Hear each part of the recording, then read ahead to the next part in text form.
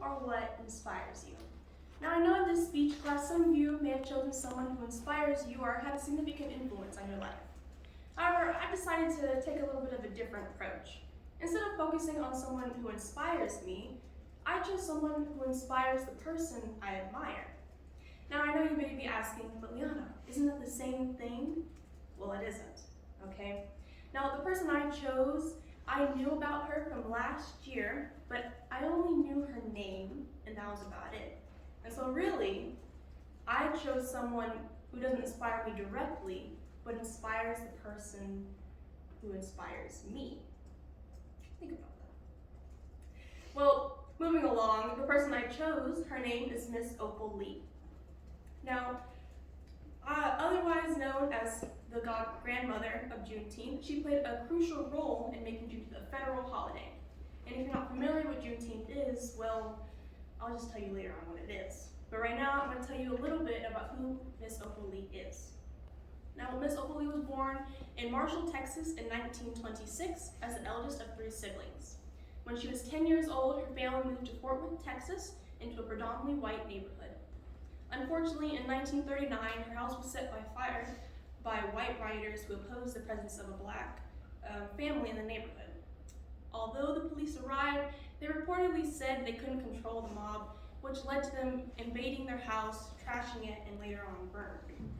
Thankfully, Miss Opal Lee and her family were outside the fire when it occurred. Later on, after she graduated high school, she pursued higher education, getting her bachelor's and master's degree in counseling and guidance. Then she spent 25 years teaching 3rd grade and then another couple years being a counselor. And that in around 1977, around the age of 50, she retired. Upon retiring, Miss Opal Lee had the opportunity to focus on her true passion, Juneteenth. She became highly active in her community, helping local students access better living conditions and starting a community computer literacy program to educate the older citizens.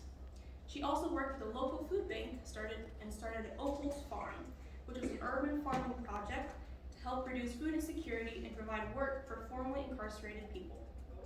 However, her most significant focus was on raising awareness about Juneteenth. This stemmed from the day her house burned down on June 19th, otherwise known as Juneteenth Day. Now, if you don't know what Juneteenth is, I'm gonna tell you now, okay?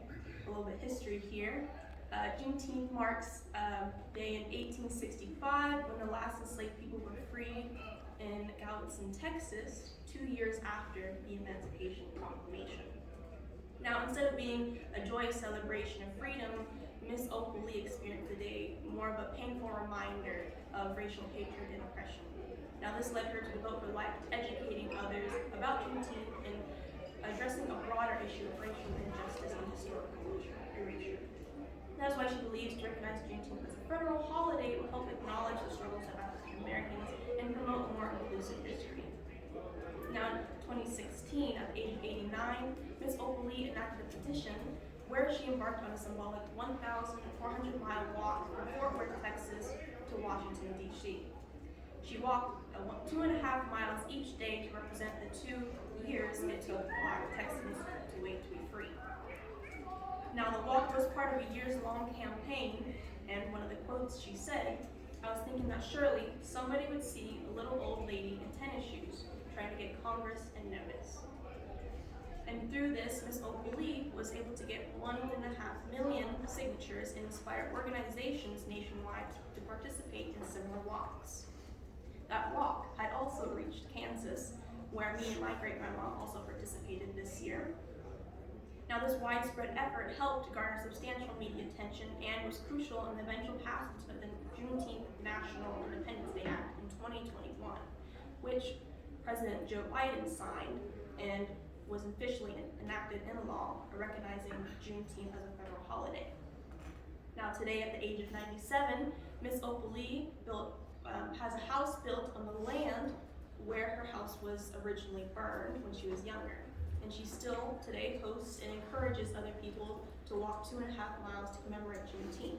Her tireless efforts and contributions have left a significant legacy and inspired others, which did make its way to Kansas and motivated my great-grandma and many others to make Juneteenth a state holiday, which in Kansas became a state holiday in 2023. Now, I'd like to leave off a quote from Miss Opal's book called Opal and What It Means to Be Free. Remember my words for safekeeping. Remember what I say. Juneteenth is bigger than Texas, singing, or dancing bands. Juneteenth is freedom rising, and freedom is for everyone. Juneteenth is you and me.